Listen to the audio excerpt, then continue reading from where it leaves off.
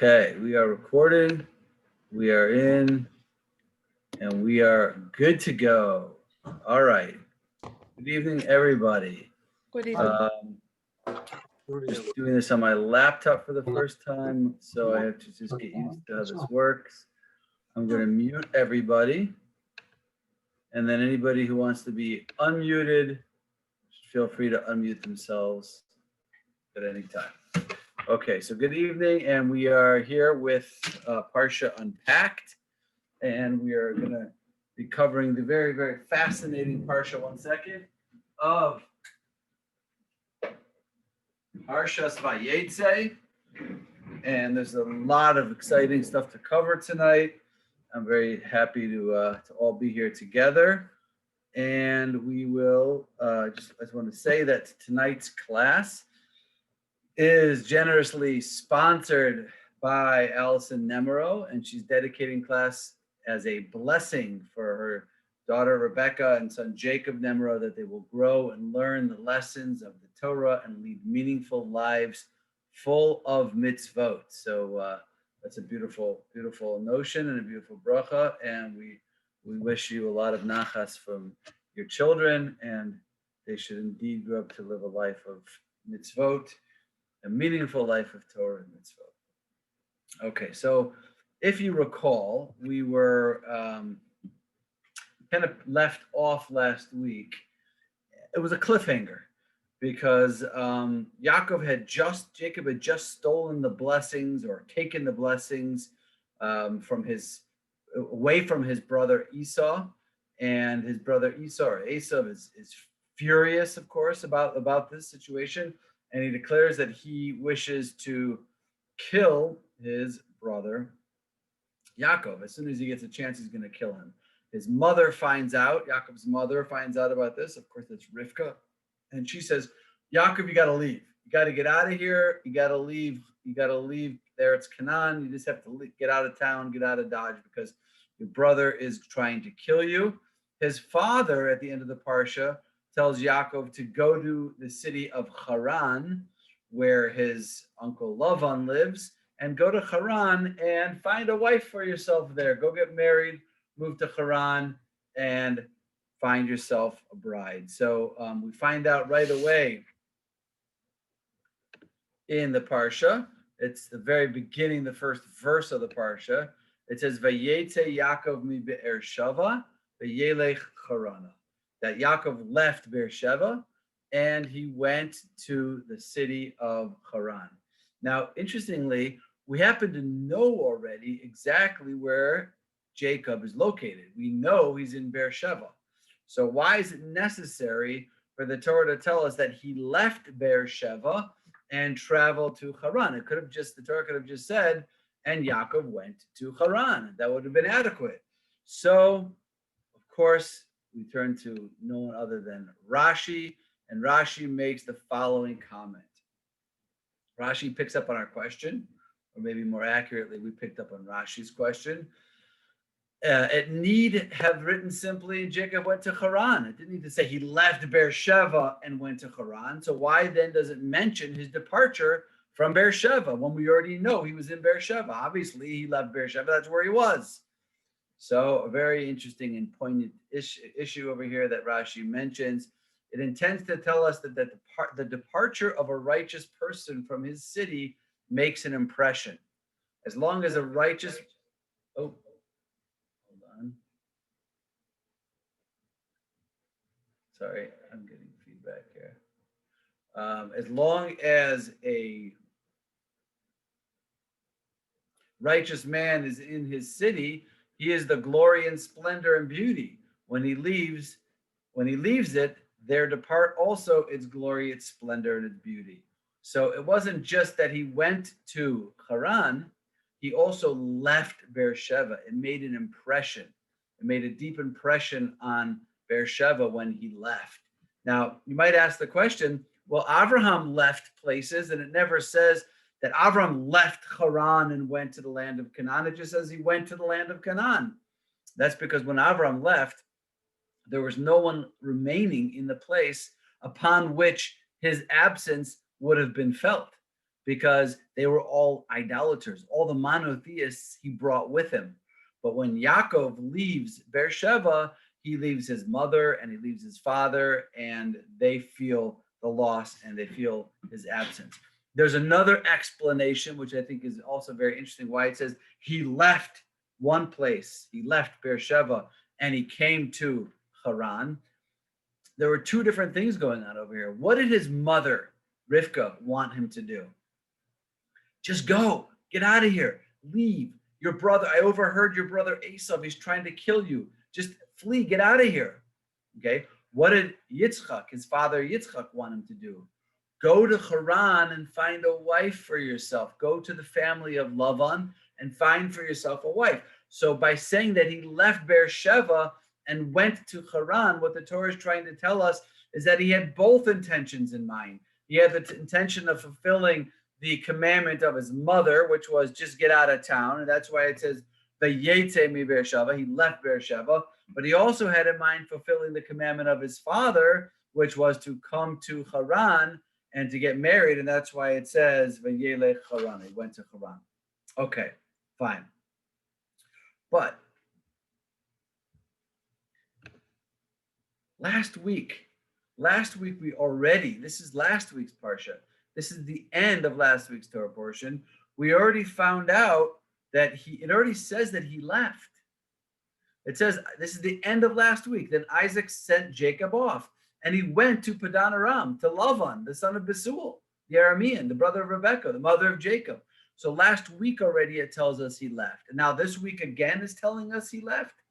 What's going on? So the commentaries point out that he actually left twice. He left, where did he leave? He left Isaac and Rebekah, but he didn't go right away to where he was supposed to go. He made a little bit of a detour, let's say. It was actually the commentaries calculate that there are 14 years missing in the life of Jacob. And they point out that what happened was when Jacob left his father and his mother, instead of going right to Padan Aram or Haran, which it's also known as, to find a wife, to go to Lavan's house, he made a little stopover in a yeshiva. And how long did he remain in that yeshiva? 14 years. He was supposed to go to Haran and get married. He goes, you know what? I'm going to go spend a little time in yeshiva first. And he went and he spent 14 years learning day and night in the yeshiva of Shem and Aver. And the realization that Yaakov had was, I'm going to get married. I'm going to start a life. Not only am I starting a life for myself, but I'm the next patriarch in the line of the patriarchs. I've got to become completely, totally solid in my foundations. And going to yeshiva for 14 years, studying Torah, studying wisdom, studying Hashem's word for 14 years was not a waste of time. It was the foundation. It was the spiritual foundation that he needed to go build his life and get married and become the next of the patriarchs. So he actually left twice. In last week's Parsha, he left his parents' house, heading to Padan Aram, but he didn't quite make it there yet. And he stopped for 14 years in the yeshiva. And then this week it picks up. And after being in yeshiva for 14 years, he left again, and he went this time to his future father-in-law's house. Okay, and on the way there, he falls asleep. He takes a rest because he had been learning for 14 years straight, and the Medrash says he never slept in a bed during those 14 years. He was very serious and driven and motivated in his learning. And he fell asleep and he had a dream. And that dream, of course, is the famous, iconic dream of Jacob's ladder. And really, it would be to do this properly, to study Jacob's ladder properly would require a week, a shiur, a class unto its own. It's a beautiful imagery with tremendous depth and meaning and layers, so many ideas and things. We're not going to focus on it this week, but I'll just tell you a couple of little ideas that come out of there. First of all, the image of a ladder represents Jewish growth. That in Judaism, we're always trying to ascend one step at a time, one rung at a time. All of mankind is on a ladder. And at any given moment, we're either going up or we're going down, but we travel slowly. We travel one rung at a time. There's no skipping steps. There's no jumping over steps. That's all true once you're on the ladder. But the ladder that Jacob saw, interestingly enough, we always see, like in the picture books, it's touching the ground and it's reaching the heaven. It doesn't say it was touching the ground. It says mutzav arza, it was approaching the ground. It didn't reach the ground entirely. It was heading towards the ground, but not touching, which means to take that first jump, that first step onto the ladder, Jacob would have had to have jumped up, right? Or the image was that if you want to get on the ladder, if you want to get on the journey, the spiritual journey, it takes a jump in the beginning. It takes something to spark that, ignite that first leap onto the ladder. Once you're on the ladder, then you begin a slow, gradual process of growth. Another fascinating thing is that in the image of the ladder, Jacob saw malachim, spiritual forces that were ascending and descending. And the message from that image is that as human beings, we are supposed to climb, we're supposed to ascend, we're supposed to go into the heavens, right? But when we go into the heavens, we're not supposed to remain in the heavens. Judaism is not a religion that says, go sit on the mountaintop somewhere. Judaism is a religion that says, go into the heavens, expand your mind, expand your spiritual reality, but then come back down and bring that back down into the physical world, bring it back down into the lives of other human beings, bring it back down into the material, physical world, and let that wisdom and knowledge and spirituality that you acquired when you were in the heavens have a physical reality and presence in this world. So that's another idea. The other thing which is really interesting is Rashi points out that the reason why the malachim were going up, these angels were going up, and other ones were coming down, was because Jacob was about to leave the land of Israel. And Rashi comments that there are different angels, different spiritual forces that accompany a person when you're in the land of Israel and when you're out of the land of Israel. So as Jacob is about to leave the land of Israel, the malachim, the spiritual forces of Eretz Yisrael, of the land of Israel, ascend back up, and the spiritual forces that are going to accompany him outside of the land of Israel are coming down. Now, I always thought it was interesting. Friday night, I don't know how many of you sing Shalom Aleichem. I'm sure many of you do. And I always found it interesting that when we say Shalom Aleichem, we start off by saying to the angels, Shalom Aleichem, Malachei Hashares, Malachei Elyon, welcome, come angels, come on in. Oh, come, welcome, come join us. It's Shabbos, come join our meal, right? It's a wonderful thing. We're welcoming the angels. And then we say, Borachem l'shalom, you should come in peace. Baruchuni l'shalom, you should bless me in peace. And then we turn to the angels and we say, Tzeichem l'shalom, malachei hashalom. Go, leave, goodbye. Leave in peace, angels. So the question is, why are we telling the angels to get out of here? It's Shabbos just started. Why are we kicking them out? So one of the answers is that there's a changing of the guard that's taking place over here. Just like there are certain malachim that accompany a person when they're in the land of Israel versus different ones when they're out of the land of Israel, the same thing is true by Shabbos. There are malachim for Shabbos and there are malachim for the weekday. Shabbos is on a higher plane, so you have different angels, different spiritual forces. So first we say, Shalom Aleichem, Boachem L'Shalom. We welcome the angels of Shabbos. And once they're there, then we say, Tzeichem L'Shalom. We say goodbye, carry on. You can leave now to the angels of the week that dutifully carried us to that point until the new malachim came.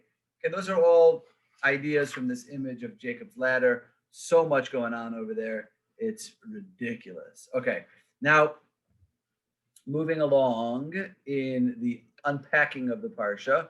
So this is, by the way, the verse that we've been waiting for 3 weeks. If you remember, we've been tracking that God promises Abraham. God makes a promise to Abraham and says, you know what? I'm giving your offspring the land of Canaan, all of the land of Israel, to you and your offspring. And we said, woohoo! That means the Jewish people got the land of Israel. But then we said, wait, not so fast, because Abraham has 2 sons, Yitzchak and Ishmael. So how do we know? Maybe it's supposed to go to Yitzchak. Maybe it's supposed to go to Ishmael. Maybe a 2-state solution between the 2 of them. We don't know. And then last week we saw that God re-expresses the promise to Yitzchak, to Isaac, and says, you're going to get the land of Israel. And then we said, oh, woohoo, finally, the land of Israel is ours. But we said, whoa, whoa, whoa, whoa, not so fast. Because Yitzchak also has two sons. He's got Yaakov and Esav. Maybe it's supposed to go to Yaakov. Maybe the land of Israel is supposed to go to Esau. Maybe it's a two-state solution. So now finally God is speaking to Jacob, to Yaakov, and he says Hashem was standing upon it that was on top of the ladder. And he said to Jacob, I am Hashem, the God of your father Abraham and the God of Isaac. The ground on which you are lying, I will assign to you and your offspring. And now we know once and for all, finally, that in fact the land of Israel belongs entirely and exclusively to the Jewish people. And I mean all of it. That means Jerusalem, that means Hebron, that means Judea and Samaria, that means the Golan Heights, etc. It's all promised by God to Abraham, and then to Isaac, and then to Jacob and his offspring. Okay, fine. Jacob wakes up from his dream after having seen this vision of the ladder. And the first thing he says is, whoa, how awesome is this place? This is none other than the abode of God, and that is the gateway to heaven. Remember, he's on the Temple Mount. He's on Har HaMoriah, where the temple would eventually be built. And he's saying this is the gateway to heaven. What does that reference mean? Rashi tells us the place where prayers would ascend to heaven.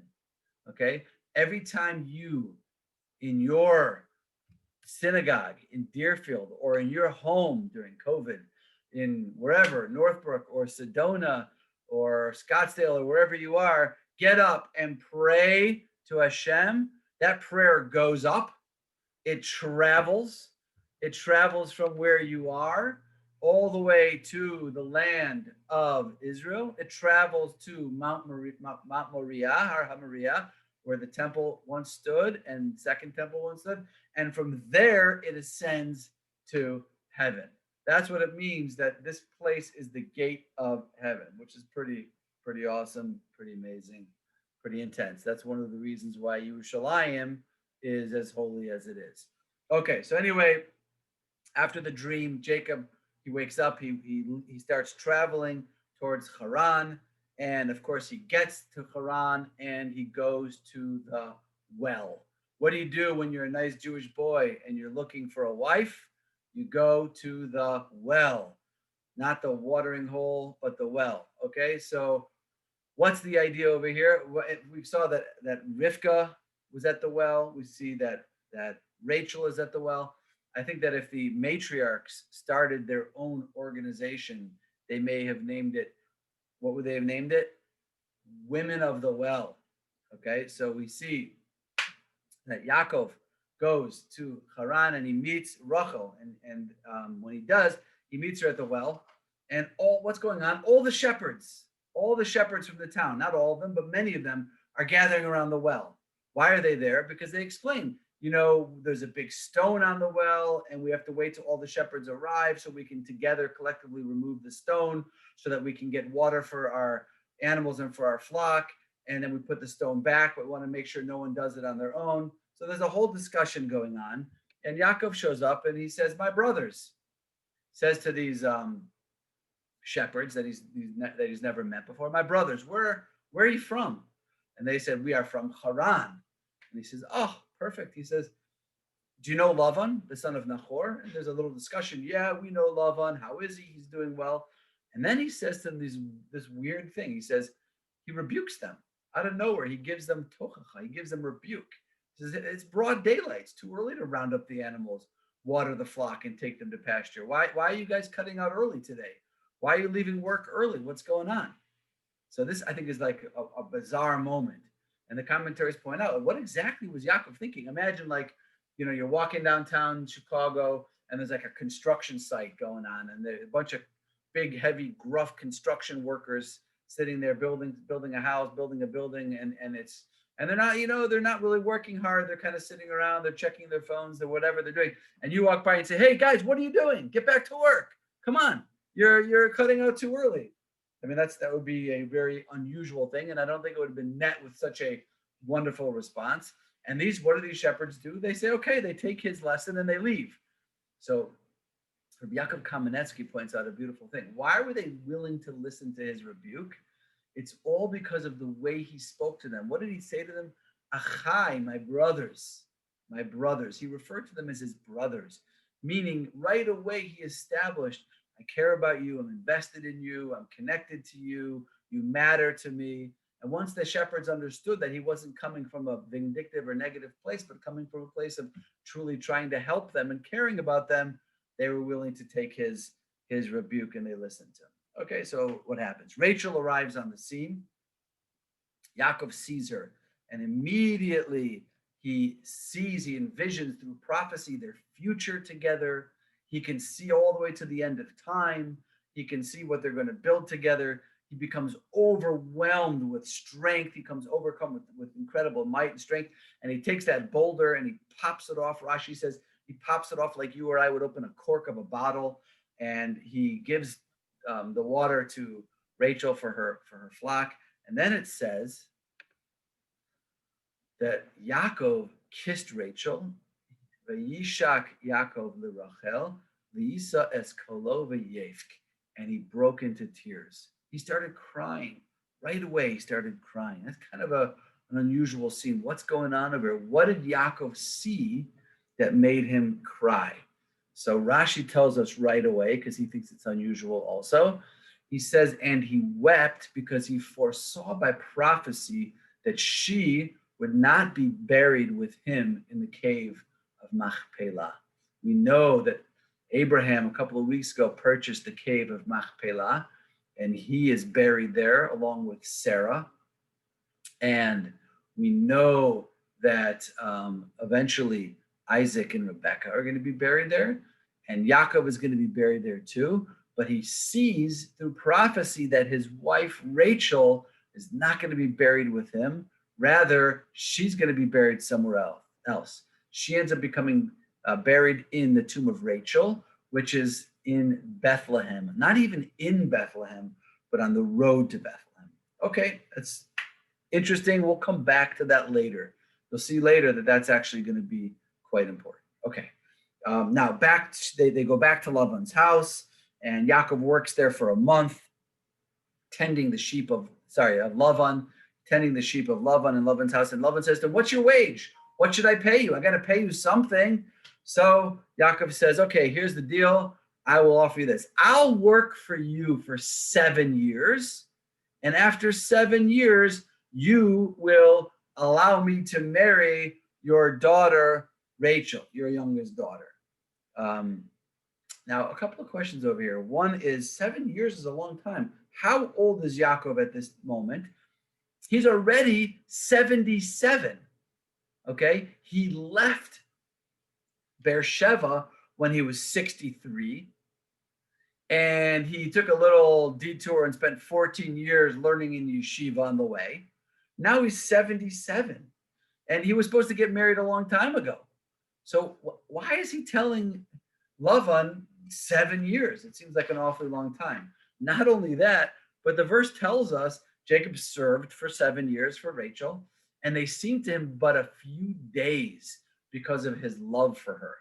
Now, that always bothered me.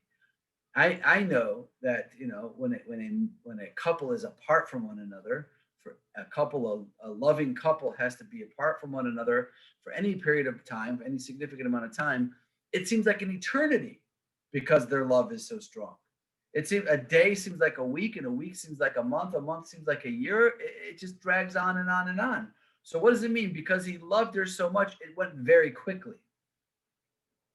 So let me explain what's going on over here. You have to understand, this is no simple couple over here. This is Jacob and Rachel. They are the next patriarch and matriarch of the Jewish people. They are about to, along with Leah, we'll find out soon, about to build the 12 tribes of Israel, known as the Shivtei Kod, the tribes of God. Okay, this is major stuff going on over here. Cosmic things happening. Yaakov needs 7 years to work on himself. First, he needs to take the learning that he did for the last 14 years and internalize it and make it real and practical. He needs to live with Lavan, the wicked father-in-law, to be able to develop his midot, his character traits, and develop himself as a person. Okay, so he's working on himself during this time. Every day he's working on himself. Now we said, when you're away from somebody or when something is in the distance, it takes forever. But is that always true? Let me ask you. What if I say to a person, I'm in 100 days, I'm going to give you $1 million. Okay. So that 100 days seems like an eternity, right? Because I'm just waiting. Each day is just a long 24 hours of waiting. 1 day, 2 days. Each day seems like an eternity. But if I tell you, okay, I'm going to give you $1 million over 100 days, but not 100 days at the $1 million at the end. I'm going to give you $10,000 a day. Every day, I'm going to write you a check for $10,000 and deposit it in your bank account for the next 100 days.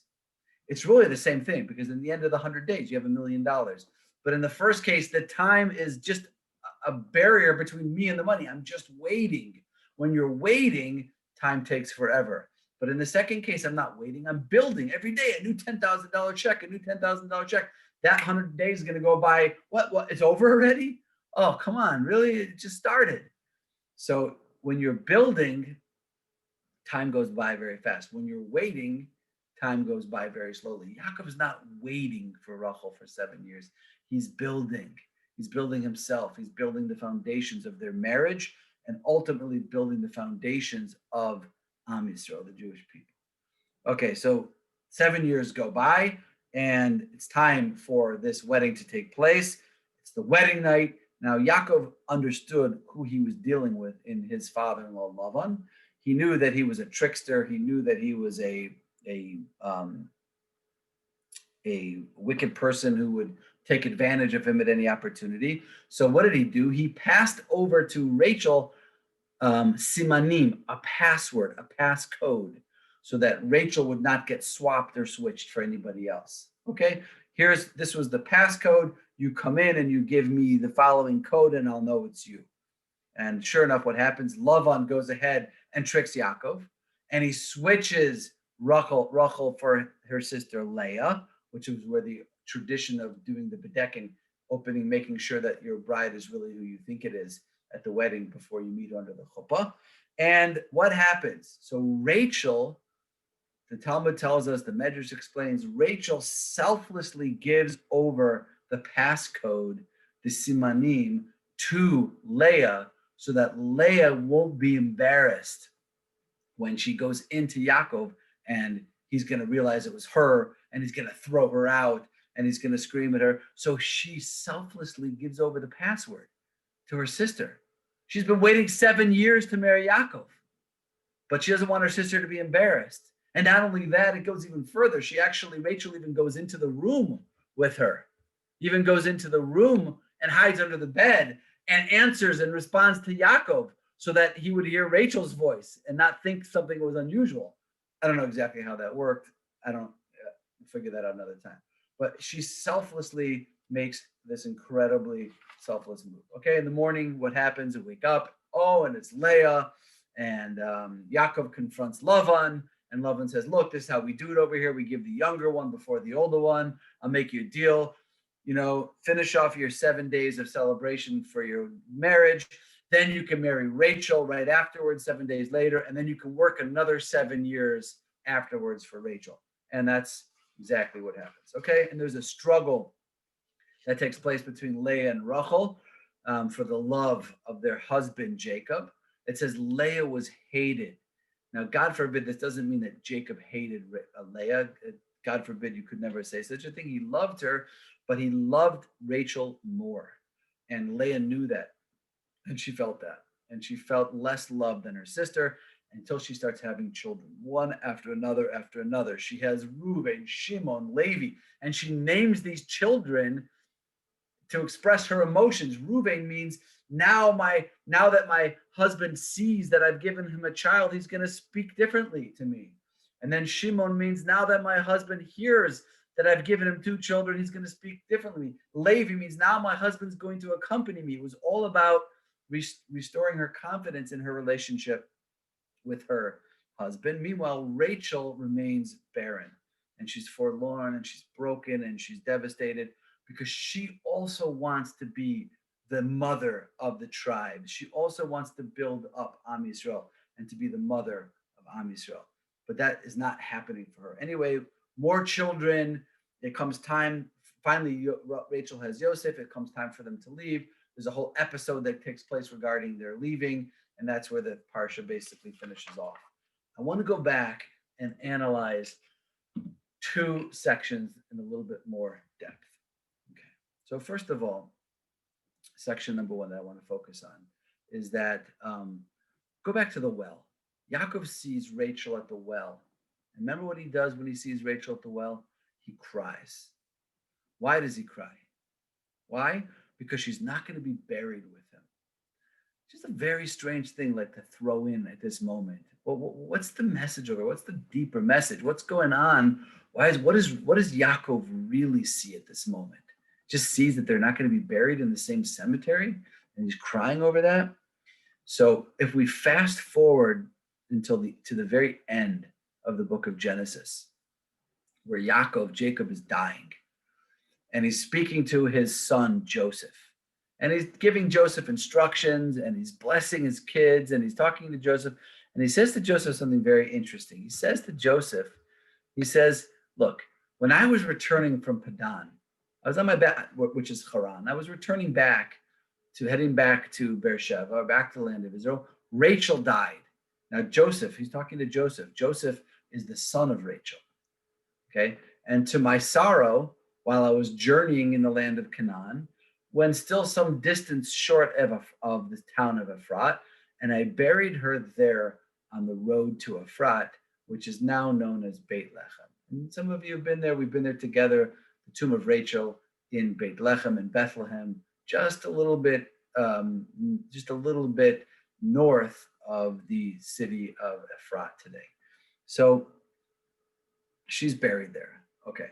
Now Rashi points out here, very important, and this is a little bit of a long Rashi, but we need to read it. He says, and although I trouble you to take me for burial to the land of Canaan, this is Jacob speaking to Joseph. Please, he's saying, please bring me back. Take the trouble, bring me back, because they're in Egypt, don't forget. Bring me back to the land of Canaan and bury me there. He said, even though I did not do this for your mother. Okay. Now what happened? What does he say? He says, and I did not carry her even to the shortest distance to Bethlehem to bring her into a city. Jacob is admitting to Joseph, I didn't even take her. I forget about Hebron and the tomb of the patriarchs. I could have just taken her into the city. Instead, I buried her on the road. I buried her on the side in the field. What's going on? And I know that in your heart, you feel some resentment against me. This is what Jacob is saying to Joseph. Know, however, that I buried her there by the command of God. I want to explain to you now why I did what I did. It wasn't because I was lazy. It wasn't because I didn't feel like schlepping her into the nearest town. I did it because God told me to bury her there on the side of the road. Why? And the future proved that God had commanded him to do this in order that she might help her children when Nebuzaradan would take them into captivity. What is this referring to? This is referring to the destruction of the first temple by the Babylonian king Nebuchadnezzar, and his general Nebuzaradan took the Jewish people in captivity and led them from Jerusalem to the capital of Babylon. And when he did, they passed right by on the road the tomb of Rachel, where Rachel was buried. For when they were passing along that road, Rachel came forth from her grave and stood by her tomb, weeping and beseeching mercy for them. As it is said, a voice is heard in Ramah, the sound of weeping. Rachel is weeping for her children. Okay, so when it says that Jacob saw her at the well for the first time, and he cried because he saw with prophecy that they weren't going to be buried together, it wasn't like, oh, you're going to be buried in Shalom and I'm going to be buried in West Lawn. We're going to be in different cemeteries. Okay, that's fine. But that wasn't what he was crying about. What he was crying about is he saw prophetically the whole of Jewish history, and he understood why they were going to be buried separately. And he understood that Rachel was going to be buried on the side of the road so she could be there and come out and cry for her children as they would be marched into exile into Babylon and beseech mercy for them. He understood this. He saw this. He understood that the exile was going to eventually come and that the Jewish people were going to be exiled from the land of Israel into Babylon. And that Mama Rachel, that Rachel would cry for them. And he saw all of this in his prophecy. And that was what was going on. That's why he was crying. But the question is, why is Rachel the one of all the people? Why is Rachel the one who has this incredible merit to be the one who seems to be successful in beseeching mercy for her children as they're sent into exile, begging that they should return back to the land one day?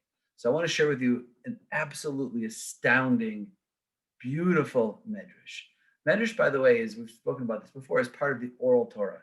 It's part of it fills in the bones of the written Torah and of the stories and the narratives of the written Torah with background, with rich information, with details of what goes on. Sometimes they're literal, oftentimes they're meant to be taken as allegory or parable and spiritual notions and concepts.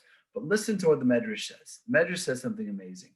It says, at the time that the destruction of the temple took place and the Jewish people were being sent into exile during the first temple period, the Medrash explains that each one of the patriarchs and Moshe and Moses came to try to convince God to have mercy on the Jewish people based on their own selfless sacrifice on behalf of the Jewish people. You too, God, should have mercy on the Jewish people and return them and bring them back from their exile. And one after another, their request was rejected. First, Avram comes, says the Medrash, and he says, look, I waited until I was 100 years old to have a baby, my first child. Finally, I have my first child, and that child grows up, and is the beloved son Yitzchak, and he's 30 with my wife Sarah, and he's 37. And then at the age of 37, you tell me to bring him as a sacrifice on the altar, bring him as a korban, and during the Akedah, the binding of Isaac. And I didn't question you, and I didn't ask anything. I just did exactly what you said. I tied him down. You can't recall this mercy that I had on my children and have the similar kind of mercy on your children? And God ignores his plea. And then Isaac comes along. Yitzchak, he says, what about me? He says, I allowed myself to be tied down. I stuck my neck out so that my father could sacrifice me because that's what you told him to do. You can't let that be a merit to bring back the children from captivity. Nothing. Yaakov comes along. 20 years I worked for that scoundrel Lavan. He was cheating me and doing horrible things to me, all for the purpose of building up the tribes and building up Am Yisrael and the Jewish people. And Esav tried to kill me and all the things that I went through. You can't look at that and have mercy on your children and bring them back from captivity because of that. All of this was to no avail. Am Yisrael sinned. The Jewish people sinned. They're going into exile. Okay. Then the Medrash says that Rachel Imenu, Mama Rachel, our mother Rachel, jumped in to the conversation, right? Yitzchak, Abraham, Isaac, Jacob, Moshe, nothing, none of them. God didn't listen to any of their pleas. And then Rachel jumps in and she says, Yaakov loved me more than anyone. He worked for 7 years to marry me. On the night of our wedding, my father tricked him and sent my sister in instead of me. And I didn't say anything because I didn't want to embarrass my sister. I didn't want to ridicule her. I didn't want her to feel the pain and the sadness. Not only that, but I gave her the simanim. I gave her the passcode. And I went in with her and I lied under the bed and I spoke and I answered it so that she wouldn't be noticed. And not only that, but then she continues, she says, now, God, in the merit of what I've done, and I'm only flesh and blood, by the way, right? I'm only flesh and blood, and I didn't get jealous, and I didn't act with jealousy and vindictiveness, right? You're the living, merciful God. You're the King of Kings. Why are you getting jealous about the fact that they're serving other gods and serving idols, and you're sending them to exile to be enslaved? Please, Hashem, have mercy, have Rahmanis on your children. And the Medrash says immediately Hashem's mercy arose within him. And he says, because of you, Mama Rachel, I will return their children back to their home. And this is what the verse in Jeremiah means when it says, thus said Hashem, a cry is heard in Ramah on high, wailing, bitter weeping. Rachel weeping for her children. She refuses to be comforted. She's weeping for the children as they're going into Gullus, into exile. She refuses to be comforted for her children who are gone. Thus said Hashem, restrain your voice from weeping, your eyes from shedding tears, for there is a reward for your labor, declares Hashem. They shall return from the enemy's land, and there is hope for your future, declares Hashem. Your children shall return to their country. So we see that it's all in the merit of Rachel and her giving over, her selfless giving over of these simanim, of the passcode, of the sign to her husband, that the Jewish people are returned from Gullus, returned from the exile. Okay, that's that. Now I want to focus on one last thing. We have about 10 minutes, and this is really what I want to focus on the most. This is something that I've been thinking about. You can ask Ali all week, since Shabbos, since before Shabbos. I've been thinking about this, trying to understand one part of the Torah which I never really focused on before. And it's just such a mystery to me. And I'll share with you what I thought of, what I saw, what I came up with, but it's really going to be more questions than answers. So moving along, Leah has 4 sons. Rachel has no children. Okay, what does Rachel do? She gives over her maidservant Bilhah to her husband. She has 2 sons, Dan and Naphtali. And then Leah gives over her maidservant, and she has 2 sons, Gad and Asher. Okay, and then comes one of the most mysterious, in my opinion, sections in the Torah. Like I said, I've been thinking about it for 4 or 5 days, a lot, and trying to read all the sources and everything I can on it. I have a lot of questions, answers. I don't have so many, but I'll share with you what I'm referring to. It's called, I think you're familiar with it. I sent it an email today. If you wanted to do prep work, you could read these passages. It's in chapter 30, verses 14 and on. It's the story of the Dudaim, or sometimes known as the mandrakes, but we'll see soon that they weren't necessarily mandrakes. What's going on over here? Okay, I'm just trying to make space on my screen. Okay, so oops, there's Uncle Asa. Go back. Okay, I did this in Hebrew because I want to translate it together. If I put it in English, it would lose everything. So I apologize. I could give you the English, but if I just put the English in, you won't see any of the nuances or subtleties that create the questions and begin to give us insight into the answers. So I'm going to translate these few verses, actually 3 or 4 verses over here. So it says like this: Vayelech Ruven b'mei ktsir chitim. Ruven, this is Leah's first son, went out during the days of the harvest of the cutting of the wheat. V'yimtza dudaim basadeh, and he found dudaim. We're not going to translate that right now. We'll see. There's some kind of flower. He found them where? Basadeh, in the field. V'yaveo sam el Leah imo, and he brought them to Leah, his mother. V'tomer Rachel, and Rachel, the sister, says, El Leah, to Leah, Tanina li midudae benech. Give me now from the dudaim, these flowers, let's say, of your son. Let's just read it and then we'll ask the questions. V'tomer la, and then Leah responded, Hama'at kachteches ishi, lakachat gam et dudae beni. You took my husband. It's not enough that you took my husband. Now you're taking my son, the dudaim, the flowers of my son. And Rachel responded, okay, I'll make you a deal. Here's what I'm going to offer you. It's my night to be with Jacob. Jacob, basically, he lives in my house. He lives in my tent, and he lives with me now. But I'll tell you what, instead of living with me tonight, he will, in exchange for your flowers that your son gave you, he can live with you tonight. Okay, Fine.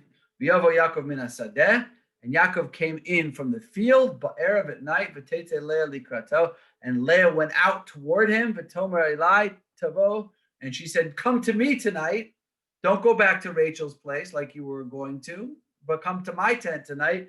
Why? Because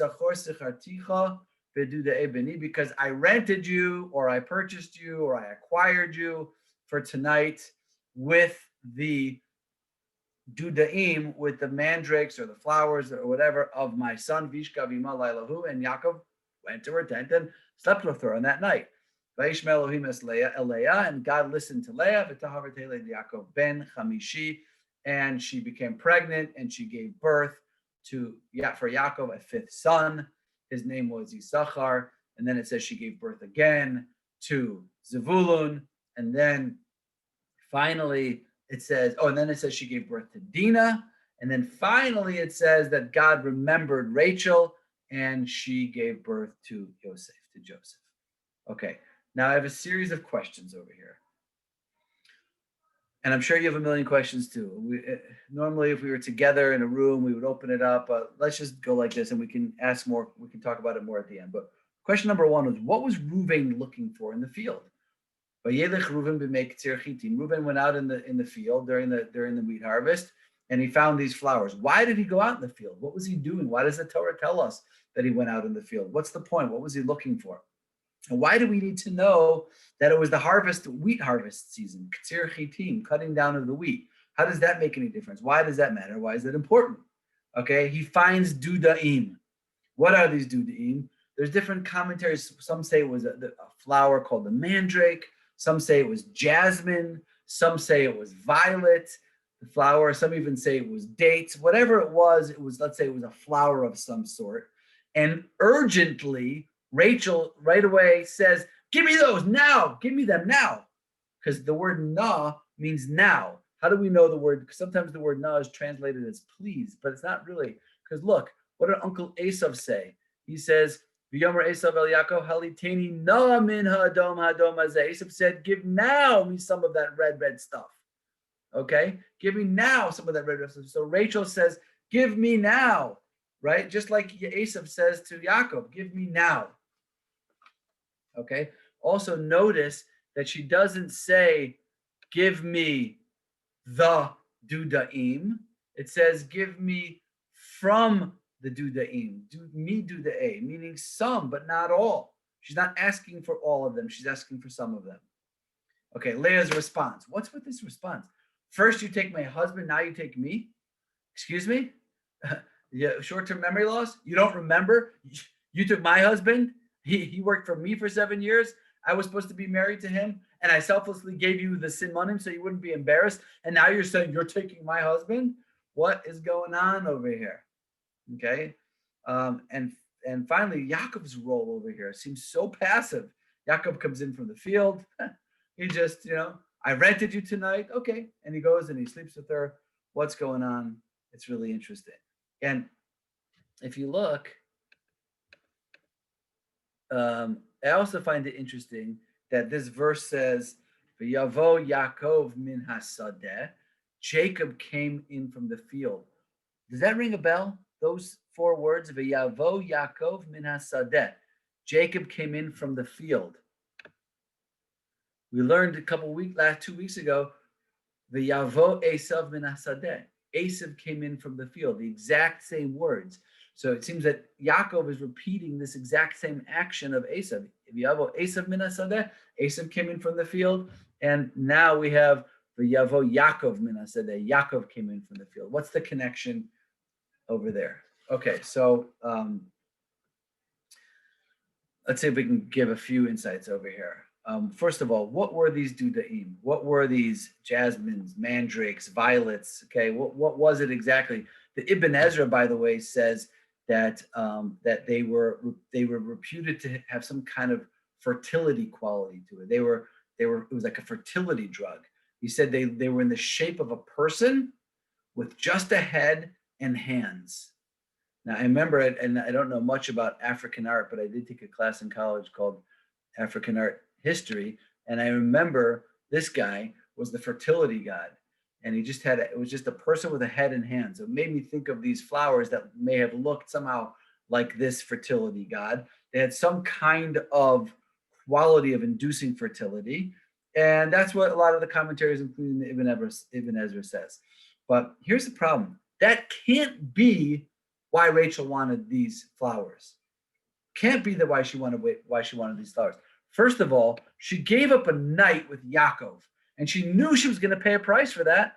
Rashi says, he should have stayed this night with me, but I cede to you in return for your son's mandrakes, because she thought lightly of companionship with so righteous a man. She was not privileged to be buried together with him. Why was she not buried with Jacob? Because she gave up her night with Jacob. She thought lightly, she made lightly of companionship with a righteous man. Now, I have a problem with that because we said earlier that Jacob buried her on the road, not in the tomb of the patriarchs with him, because God told him to, so that she should cry for the children as they would go into exile. So that's a bit of a question that I have. We're going to have to come back to that. But she gave up a night with Jacob, knowing very well that there was going to be punishment for that. She was going to be buried without him. Okay. And if it was just for fertility, well, how'd that work out? She gave up being with Jacob that night. How are the fertility plants going to help her if she's not with her husband? Fertility drugs only help, they only help if there's intimacy. But if they're not together, she gave up that night with Jacob. Jacob goes with Leah that night, and lo and behold, Leah gives birth. She gets pregnant and gives birth once and again. So if this was about fertility, then it just doesn't make any sense. It didn't work out very well. And she gave up so much. What did she give up? The Medrash explains, look what she gave up. Rabbi Eliezer taught, there are two opinions. This one lost and the other one lost. This one gained and the other one gained.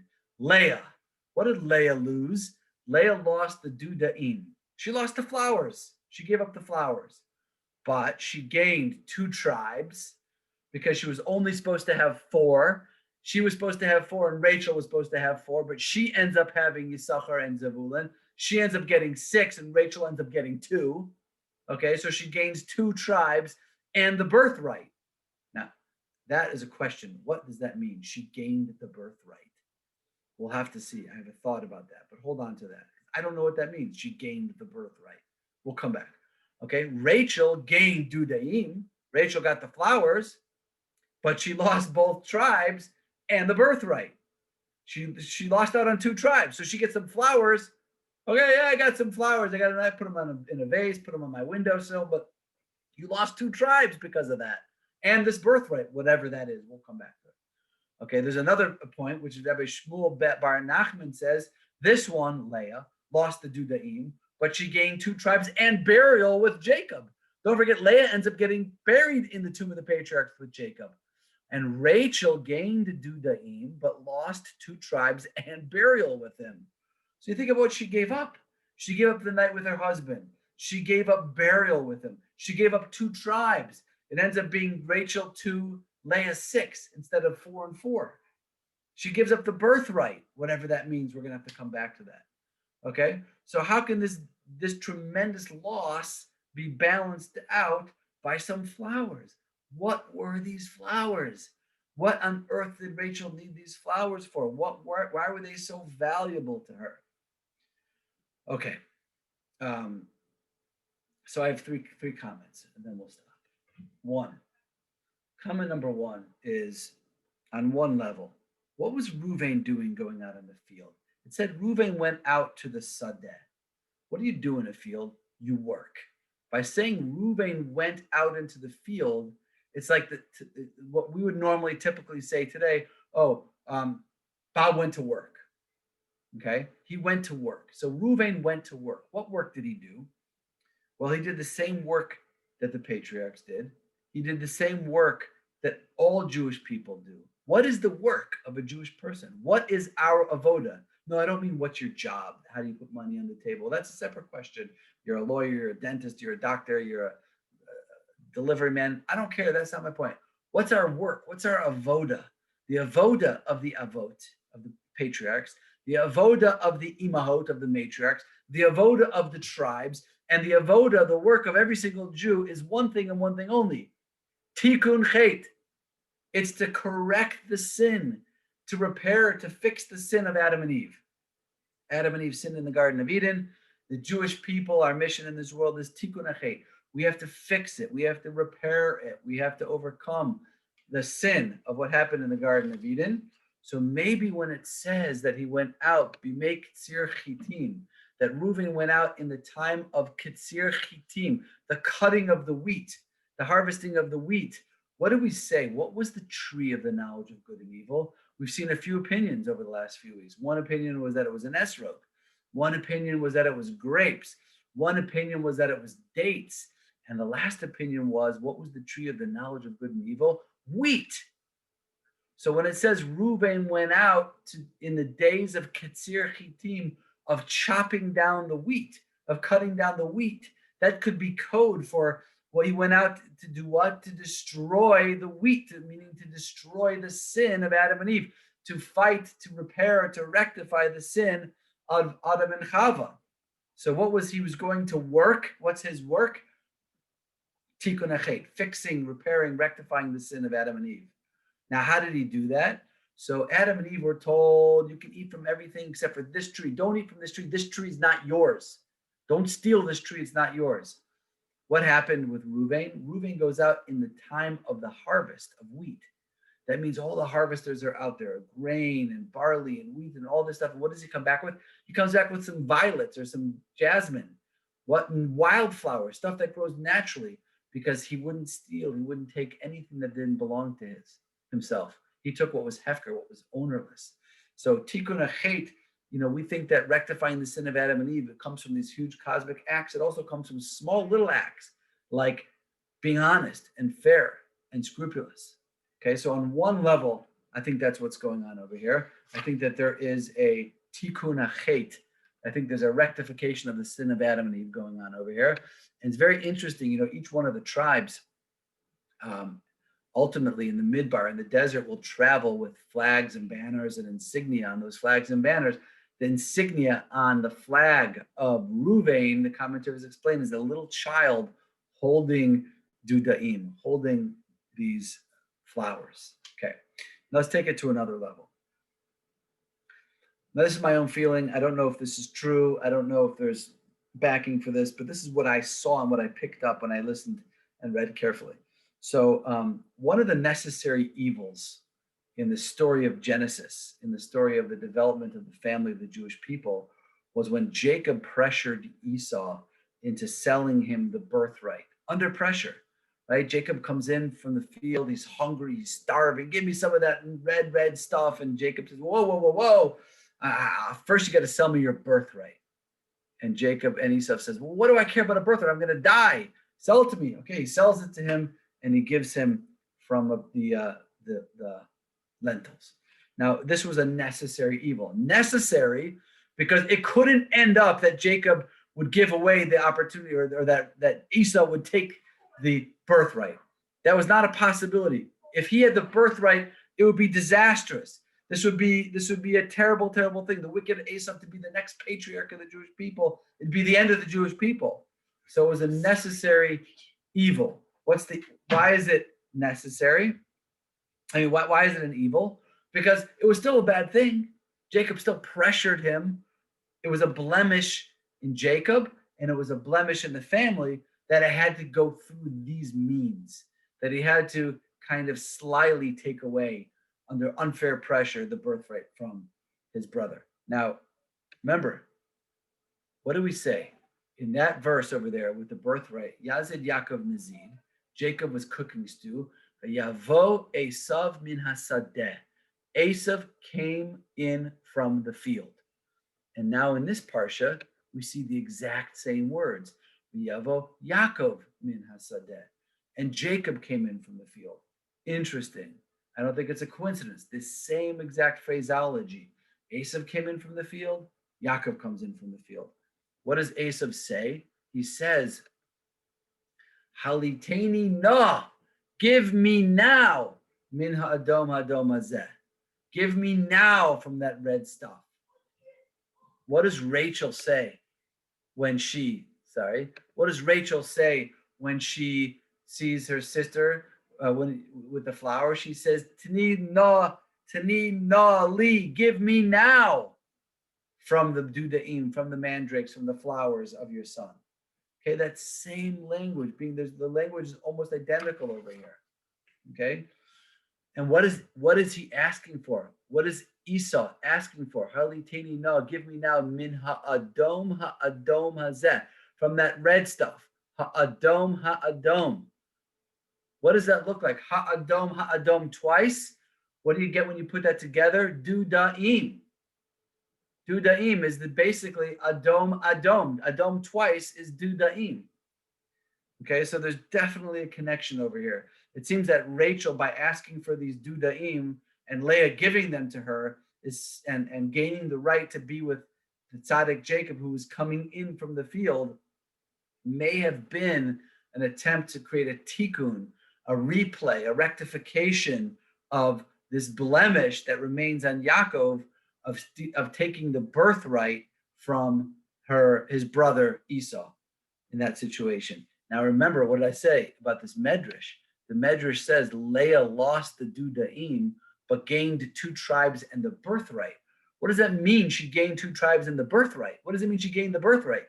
Maybe, this is my own suggestion, but maybe what it means that she gained the birthright, it means that she gained removing the blemish of that story of the birthright. She recaptured the story of the birthright. She rectified the story of the birthright. She removed the problem with the story of Jacob taking the birthright from Esau by rectifying and replaying this scene for the good. Okay, that's my suggestion over there. And the last level is between these 2 women, Rachel and Leah, who would we consider to be the mother of Mashiach? Who's the mother of Mashiach, Rachel or Leah? So the answer is Leah, because Leah is the mother of the tribe of Judah, and Judah is where the tribe that King David comes from, and Mashiach the Messiah is the direct descendant of King David's. So Mashiach is a descendant of Leah's. So Leah plays a major, major role in being the mother of the final redemption, of the coming of Mashiach, because Mashiach comes from her lineage. And Rachel would seemingly be destined to play no role in that, because Messiah doesn't come from Rachel. Okay, so what bothers Rachel the most about not having children? It's not that she doesn't have kids. Yes, of course, she wants children. Everyone wants children. But that's not what's bothering her. What's bothering her is that she's not going to play a role in bringing about the final redemption and having Mashiach come from her. That's what's really bothering her. Dudaim also spells Aim David, the mother of David, the mother of Mashiach. If you take those letters of Dudaim, of this mysterious plant, it also spells out the words Aim David, the mother of David, the mother of Mashiach. So what's Rachel saying? She's saying, please let me play a role too. I don't want to be the only mother of Mashiach. She says, give me Duda Ebenech, from the Dudaim, from the Dudaim. Now Dudaim is plural, which means we're presumably 2. So she says, give me some. I'll take 1 Duda, and you take 1 Duda. What is Duda? 1 Duda is David Echad. I'll take 1 Mashiach, and you take Duda, 1 Mashiach. So we can both be mothers of Mashiach. So how many Mashiachs are there in the end in Jewish history? We know that there's actually 2. We talk about the coming of Mashiach, but the commentaries, the prophets, the Gemara, the Medrash, everyone explains that it happens in 2 phases. There's 2 Mashiachs. There's Mashiach ben Yosef. There's the Mashiach, the son of Joseph, from the tribe of Joseph. And there's the Mashiach ben David, the Mashiach, the son of David. The Mashiach ben David comes from the tribe of Judah, which comes from Leah. But the Mashiach ben Yosef, the Mashiach of the son of Joseph, from the tribe of Joseph, comes from Rachel. So what did she gain? Right? She gave up 2 tribes. She gave up the birthright. She gave up burial. But what she gained is being part of the final redemption in 2 ways. 1, she gets the Mashiach ben Yosef, she gets du David echad. She gets one David, one Meshiach, and Leah gets David echad, one Meshiach. And by not being with Jacob that night, she understands it means she's going to be buried on the side of the road. But why is she willing to be buried on the side of the road? Because she knows she's going to play that critical role, that she's going to be the one who's going to stand up and beg Hashem for mercy as they're leaving and say, please, Hashem, return the children back to their final borders. So in that sense, also, Rachel will play a role in being the mother of Mashiach and the mother of redemption. Okay, that is my thought on this topic. I'm going to pause. I'm going to stop the recording.